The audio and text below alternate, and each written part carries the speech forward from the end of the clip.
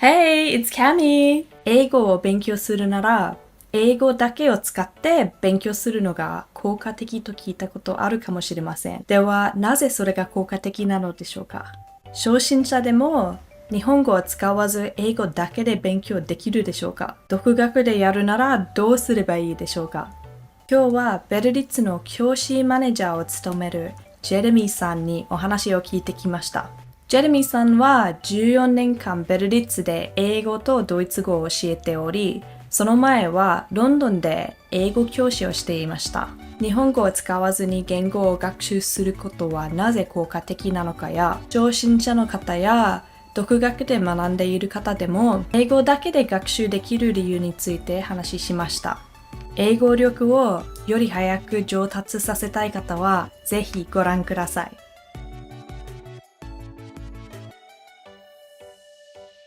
Hi, Jeremy. Thank you so much for joining me. Thank you for having me. Today we're going to be talking about learning English or learning any language completely in the target language. And I know that you're particularly interested in this and you've got a lot of great advice about it. So I'm really looking forward to asking you some questions about it. Thank you. I was wondering if first off you could introduce yourself.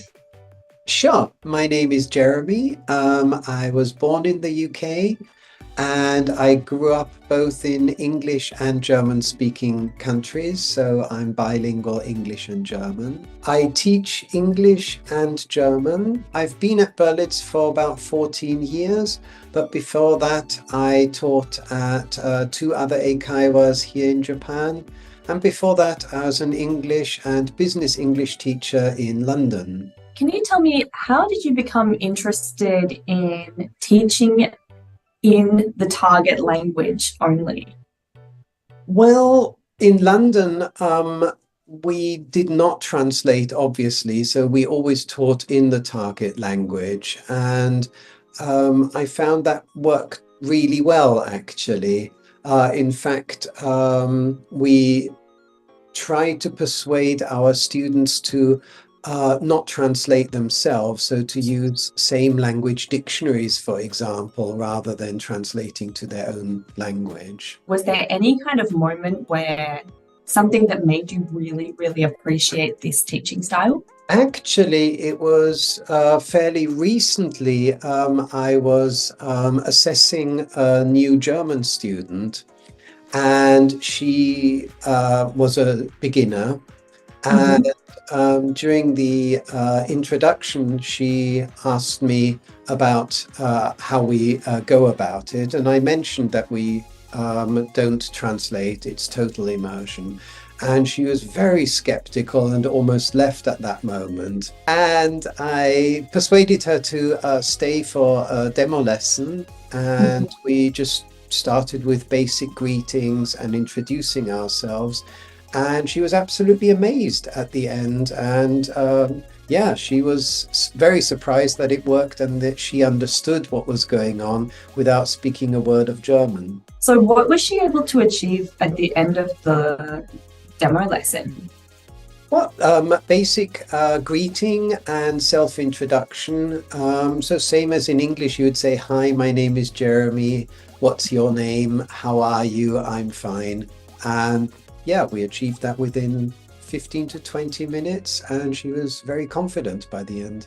You mentioned that this student was doing a demo lesson for German. Yes. And I would be nervous too, because German is a very, very complicated language. How do you actually get somebody to have a conversation in entirely German when they don't have any foundation?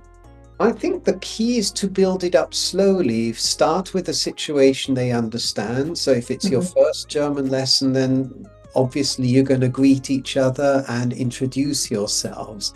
And if you build up the language step by step and practice it with them, then that's the most comfortable way of doing it. Are there any other benefits of learning a language in the target language only?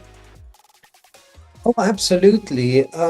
As you know, when we translate from one language to the other, our translations are always sort of they're not accurate. Their words don't mean exactly the same thing. So you learn a language through translation, you will always learn your version of it. Say, if a Japanese student will learn a Japanese version of English, they will never fully understand the full meaning of vocabulary, right? Because there's so many things that you can't directly translate as well, right? Exactly. So learning in the target language means that you are immersing yourself in that language, in that culture, and you're seeing objects or situations as they are in the real world, and then matching the vocabulary to it. It's basically the same as babies learn, right? When a baby or an infant starts learning a language, it doesn't recognize it as a language. It recognizes it as naming things around them, right? So I noticed that myself growing up bilingual. My sister and I would speak German to each other, but to our parents, we would speak English. So if one of our parents walked in while we were playing or chatting with each other, we would automatically switch to English. The moment they left the room, we would switch back to German. And we wouldn't think about it. It's not a language as far as kids are concerned. Yeah. Seeing that with my own children, they speak Japanese and English.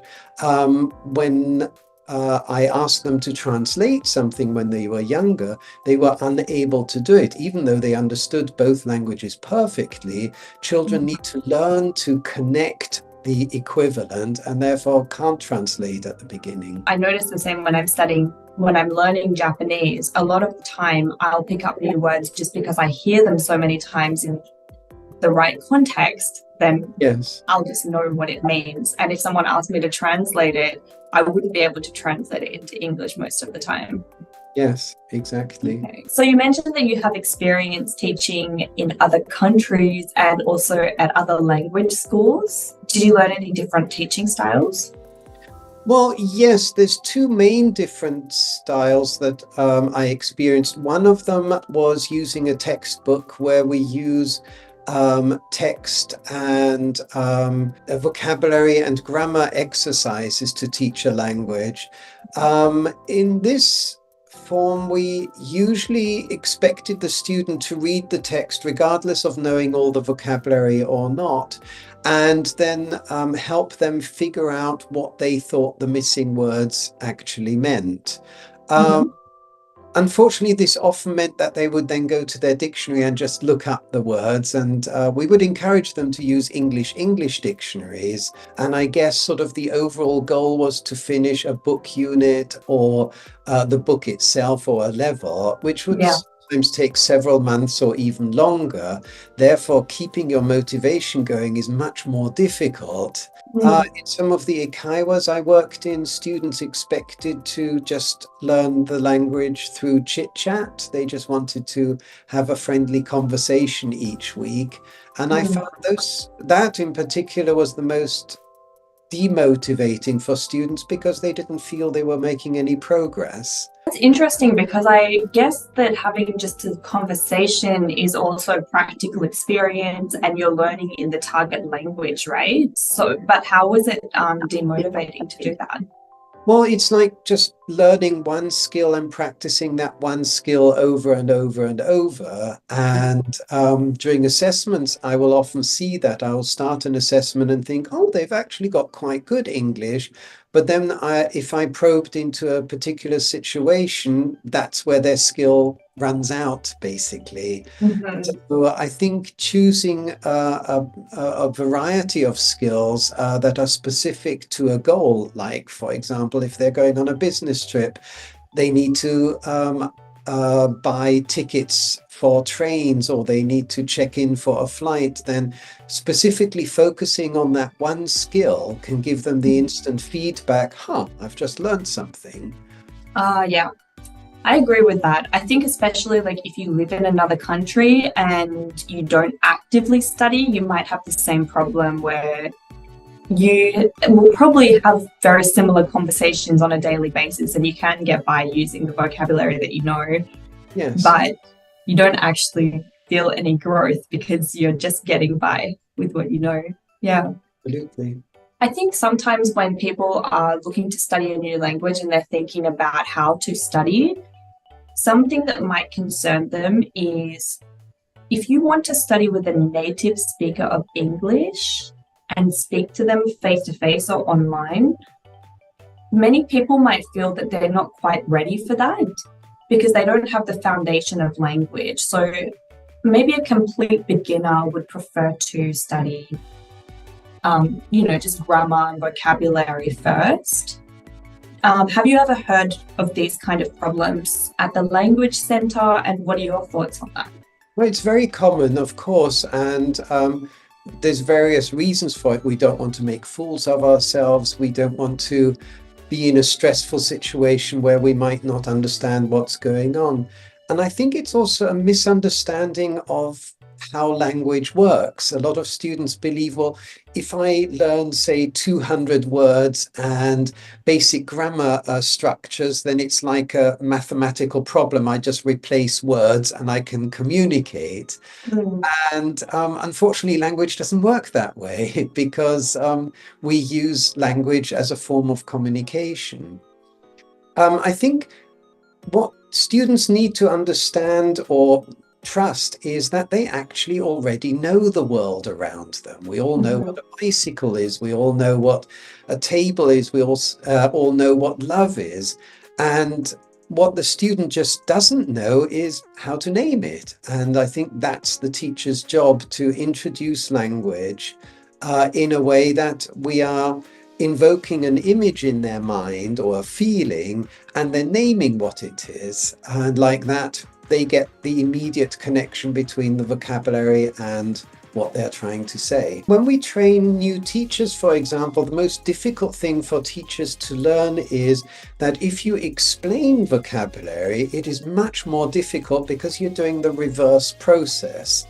Whereas if you first show them an image or give them the feeling of love or happiness or fear or whatever you're trying to name, and then naming that, they have a clear image of it, and you're just adding the vocabulary to it rather than giving them a word. And then, in that situation, you might feel like that. We have maybe an ambiguous situation then. That's what we used to do in London mainly. We would give them a text and say, read this, then answer some comprehension questions. So we are expecting the student to figure out what they think the word might mean that they don't know, right? Which of course is also a very good skill, but it's much more difficult. And if we assume that everybody has the same experience of the world, everyone feels hunger, everyone knows what a bicycle is, all we have to do is name it in the target language, then we're making it much easier, aren't we? You mentioned everyone has the same knowledge of the world, everyone has the same experiences, but I can imagine as your level gets higher, it can be a little bit more complex than being like 10, right? Yes.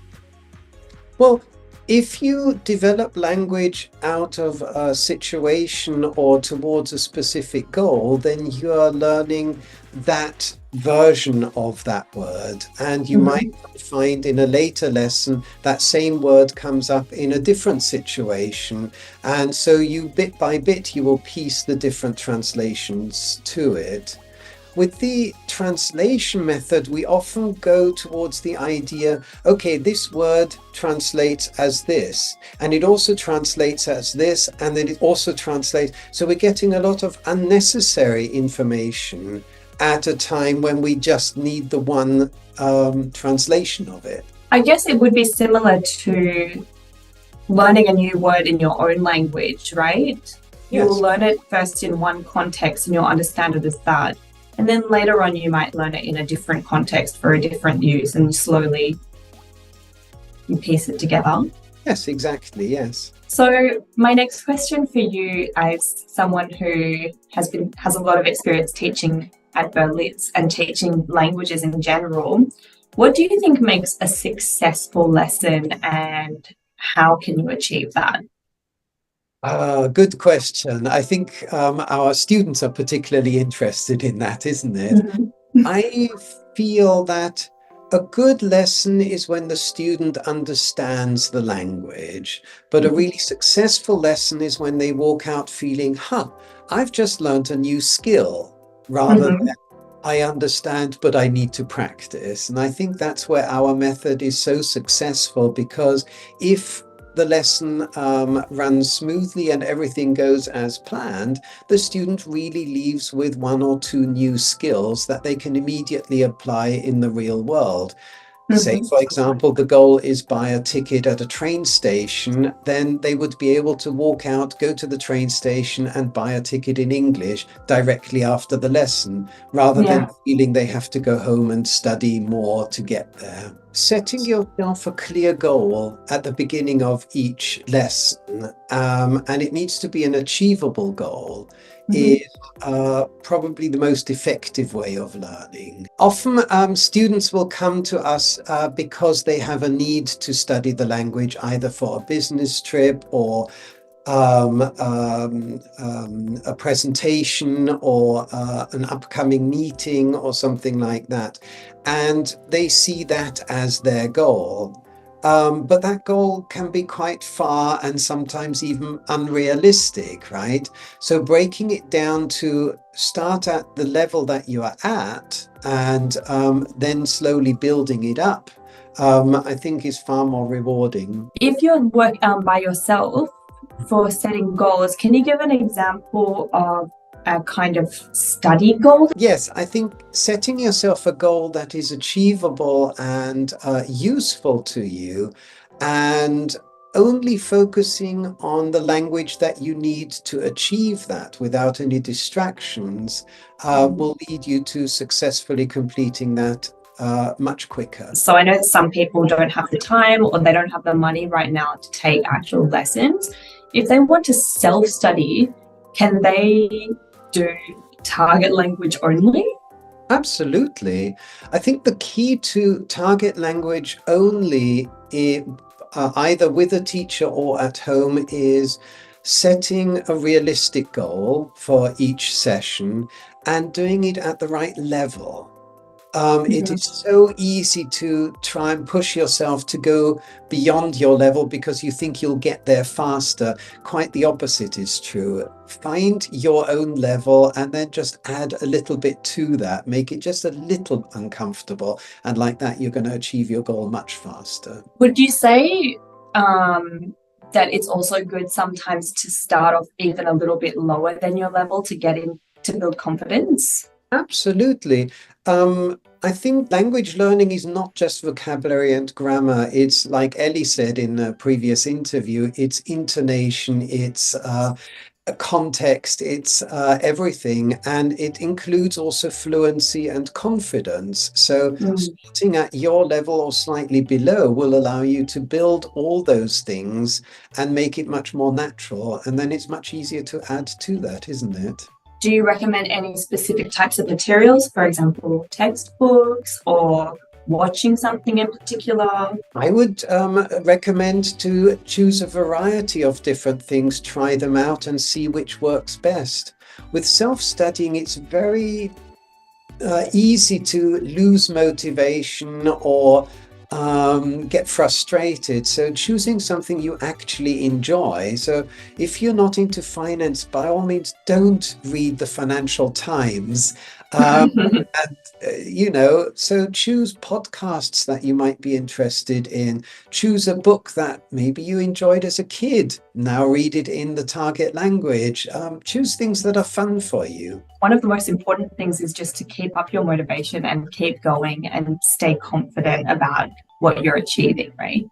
Absolutely. I think the main thing that I learned from you today was that definitely learning without translation and picking up things through context is definitely the most natural way to learn a language. I do think so, yes. And learning things a little bit below or at your level is also so incredibly important. And I'm excited to try and apply these things when I'm studying Japanese as well. Thanks everybody for watching and see you in the next video. Bye.